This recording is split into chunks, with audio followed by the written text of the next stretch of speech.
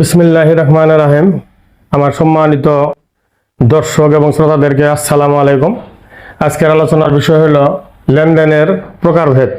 লেনদেনের প্রকারভেদ আলোচনা করার আগে লেনদেন সম্বন্ধে একটু ছোট্ট করে বলতে চাই। সেটা হলো অর্থের দ্বারা পরিমাপযোগ্য কোনো দ্রব্য সামগ্রী বা সেবা আদান প্রদানের ফলে কোনো ব্যক্তি বা প্রতিষ্ঠানের আর্থিক অবস্থার যদি কোনো পরিবর্তন হয় সেটাকে বলা হবে লেনদেন।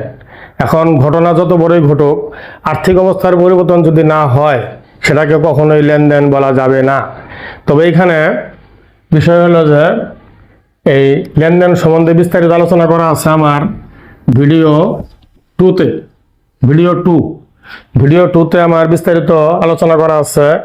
শাহ আলম অ্যাকাউন্টিং একাডেমির যে অনেকগুলা ভিডিও দেওয়া আছে, সেই ভিডিওর 2 নম্বর ভিডিওতে লেনদেন সম্বন্ধে বিস্তারিত আলোচনা করা আছে। তারপরও আমি লেনদেন সম্বন্ধে সংক্ষিপ্তভাবে বলে নিলাম। এখন লেনদেনের প্রকারভেদ বিভিন্নভাবে আলোচনা করা যায়, বিভিন্ন আঙ্গিকে এই লেনদেনের প্রকারভেদ আলোচনা করা যায়। যেমন এখানে আলোচনার বিষয় হলো মূল্য পরিশোধের ভিত্তিতে লেনদেন। মূল্য পরিশোধের ভিত্তিতে লেনদেন হলো 3 প্রকার। এখানে আছে নগদ লেনদেন, ধারে বা বাকিতে লেনদেন, অনগদ লেনদেন। এখন এই নগদ লেনদেন হলো লেনদেন হওয়ার সাথে সাথেই তার মূল্য যদি পরিশোধ করে দেওয়া হয় সেটা হবে নগদ লেনদেন। যদি আমি নগদে ক্রয় করি অথবা নগদে বিক্রয় করি, নগদে ক্রয় নগদে বিক্রয় এগুলা কিন্তু ক্রয় এবং বিক্রি হওয়ার সাথে সাথেই মূল্য পরিশোধ হয়ে যায়। এখন এই নগদ লেনদেন হইল এরকম যে লেনদেন হওয়ার সাথে সাথেই যদি মূল্য পরিশোধ করে দেওয়া হয় সেটা হবে নগদ লেনদেন। আর ধারে বা বাকিতে লেনদেন হইল লেনদেন হওয়ার সাথে সাথে যে লেনদেনের মূল্য পরিশোধ করা হয় না, এটা ধারে বা বাকিতে লেনদেন হওয়ার সাথে সাথেই যে লেনদেনের মূল্য পরিশোধ করা হয় না, ভবিষ্যতে পরিশোধ করা হবে অথবা ভবিষ্যতে পরিশোধ করা হবে সেই মর্মে লিখে রাখা হয়। তাহলে কি ধারে বা বাকির লেনদেন হইল লেনদেন সংগঠিত হওয়ার সাথে সাথে মূল্য পরিশোধ না করিয়া যদি ভবিষ্যতে মূল্য পরিশোধ করা হবে এই মর্মে লিখে রাখা হয় সেটা হবে ধারে বা বাকিতে লেনদেন। তাহলে নগদ লেনদেন হইল লেনদেন সংগঠিত হওয়ার সাথে সাথেই যে লেনদেনে মূল্য পরিশোধ করা হয় সেটা নগদ লেনদেন। আর বাকির লেনদেন বা ধারের লেনদেন হইল লেনদেন হওয়ার সাথে সাথে যে লেনদেনের মূল্য পরিশোধ করা হয় না, ভবিষ্যতে পরিশোধ করা হবে সেই মর্মে লিখে রাখা হয় সেটা হলো বাকির লেনদেন বা ধারের লেনদেন। যেমন ধারে মাল ক্রয়, ধারে মাল বিক্রয়, ধারে আসবাবপত্র ক্রয়, এরকম অনেক উদাহরণ আছে। আর এরপরে হলো সর্বশেষ হলো অনগদ লেনদেন। অনগদ লেনদেনটা হলো যে লেনদেনের মূল্য লেনদেন সংগঠিত হওয়ার সাথে সাথে পরিশোধ করা হয় না এবং ভবিষ্যতেও পরিশোধ করা হবে না, ভবিষ্যতেও পরিশোধ করা লাগবে না, সেটাই হলো অনগদ লেনদেন। আমি আবার বলতেছি, নগদ লেনদেন হলো সাথে সাথে মূল্য পরিশোধ, আর ধারে বা বাকির লেনদেন হলো ভবিষ্যতে পরিশোধ করতে হবে।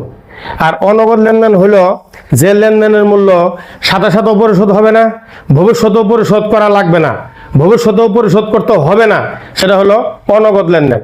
এখন হয়তো কোনো প্রশ্ন থাকতে পারে যে এরা কেমন লেনদেন, যে লেনদেনের মূল্য সাথে সাথেও পরিশোধ করতে হবে না, যে লেনদেনের মূল্য ভবিষ্যতেও পরিশোধ করতে হবে না, এটা আবার কোন ধরনের লেনদেন? এখানেও লেনদেন আছে, এই ধরনের লেনদেন আছে। সেই লেনদেনটা হলো যেমন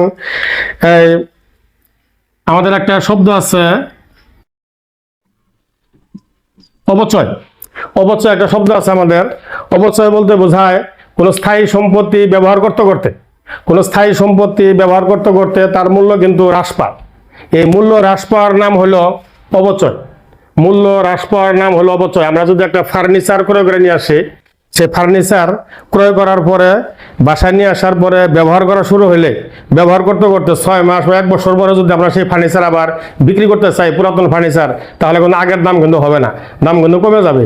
এই যে দাম যে কমে যায় সেটার নাম হলো অপচয়। এই দাম কমে যাওয়ার নাম হলো অপচয়। তাহলে দাম যে কমে গেল, তাহলে ফার্নিচারের দাম কমে যাওয়া মানে তো আর্থিক অবস্থার পরিবর্তন হয়ে গেল। আমরা যদি 1 লক্ষ টাকাতে ফার্নিচার কিনি, 1 বছর 2 বছর ব্যবহার করার পর সেটা যদি 60,000 টাকা বিক্রি করা হয়, 70,000 টাকা বিক্রি করা হয়, তাহলে তো 40,000 30,000 টাকা দাম কমে গেছে। এদের দাম যে কমে গেছে সেটা তো আর্থিক অবস্থার পরিবর্তন হয়ে গেছে। আর্থিক অবস্থার পরিবর্তন বলতে বোঝায় দাম বেড়ে যাওয়া অথবা কমে যাওয়া।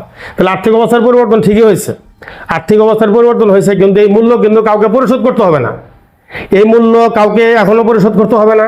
কোনো স্থায়ী সম্পদ ব্যবহার করতে করতে তার যে মূল্য ক্ষয় হয়, তার মূল্য যে কমে যায়, তার মূল্য যে হ্রাস পায়, তার নাম অবচয়। এটা একটা লেনদেন, কিন্তু এই অবচয়ের টাকা কাউকে পরিশোধ করতে হবে না, এখনো পরিশোধ করতে হবে না, ভবিষ্যতেও পরিশোধ করতে হবে না। কিন্তু লেনদেন হয়ে গেছে। লেনদেন হয়েছে এই কারণে আর্থিক অবস্থার পরিবর্তন হয়েছে। হ্যাঁ, আর্থিক অবস্থার পরিবর্তন হয়েছে, কিন্তু মূল্য পরিশোধ করতে হবে না, আবার ভবিষ্যতেও পরিশোধ করতে হবে না। সেই লেনদেনের নাম হলো অনগদ লেনদেন। আর এই অনগদ লেনদেনের উদাহরণ হলো অবচয়। অনগদ লেনদেনের উদাহরণ হলো অবচয়। তাহলে আমরা কি বললাম, কি আলোচনা হলো এখানে? মূল্য পরিশোধের ভিত্তিতে লেনদেন 3 প্রকার। মূল্য পরিশোধের ভিত্তিতে মানে কখন মূল্য পরিশোধ করতে হবে সেটার ভিত্তিতে লেনদেন 3 প্রকার: নগদ লেনদেন, ধারে বা বাকির লেনদেন, অনগদ লেনদেন। এখন এই নগদ লেনদেন হলো যে লেনদেনের মূল্য লেনদেন হওয়ার সাথে সাথেই পরিশোধ। লেনদেন হওয়ার সাথে সাথেই যে লেনদেনের মূল্য পরিশোধ করতে হয় সেটার নাম নগদ লেনদেন। আর লেনদেন হওয়ার পরে, হ্যাঁ, লেনদেন হওয়ার পরেই মূল্য পরিশোধ করতে হয় না, এটা ভবিষ্যতে পরিশোধ করতে হবে। অর্থাৎ লেনদেন হওয়ার সাথে সাথে যে লেনদেনের মূল্য পরিশোধ করতে হবে না, ভবিষ্যতে পরিশোধ করতে হবে, ভবিষ্যতে। এবং ভবিষ্যতে পরিশোধ করতে হবে এই মর্মে হিসাবের বইতে লিখে রাখা হয়, সেটা হলো ধারে বা বাকির লেনদেন। আর অনগদ লেনদেন হলো যে লেনদেনের মূল্য লেনদেন সংঘটিত হওয়ার সাথে সাথে পরিশোধ করতে হয় না, ভবিষ্যতেও পরিশোধ করতে হবে না। তাহলে লেনদেন হওয়ার সাথে সাথেও পরিশোধ হবে না, ভবিষ্যতেও পরিশোধ হবে না, সেই লেনদেনের নাম হলো অনগদ লেনদেন। অনগদ লেনদেন। এবং অনগদ লেনদেনের উদাহরণ হলো অবচয়। অবচয় হলো কোনো স্থায়ী সম্পদ বারবার ব্যবহার করার পরে যে তার মূল্যের অবনতি হয়, তার মূল্য যে কমে যায়, সেটাই হলো অবচয়। প্রত্যেকটা প্রতিষ্ঠানের ভিতরে, প্রত্যেকটা বাসা বাড়ির ভিতরে স্থায়ী সম্পদ থাকে, সেগুলো ব্যবহার করতে করতে মূল্য কমে যায়। কিন্তু এই মূল্য যে কমে যায়, সেই মূল্যটা কিন্তু যে পরিমাণ মূল্য কমে যায় সেটা কিন্তু কাউকে পরিশোধ করতে হয় না, আজকেও পরিশোধ করতে হয় না, ভবিষ্যতেও পরিশোধ করতে হবে না। সেটা হলো একটা আভ্যন্তরীণ লেনদেন। এই লেনদেনের কারণে আর্থিক অবস্থার পরিমাণ কমে যায়, আর্থিক অবস্থার পরিবর্তন হয়ে যায়, এজন্য লেনদেন, কিন্তু মূল্য পরিশোধ করতে হয় না, এখনো পরিশোধ করতে হবে না, ভবিষ্যতেও পরিশোধ করতে হবে না। এজন্য এই লেনদেনের নাম হলো অনগদ লেনদেন। ধন্যবাদ।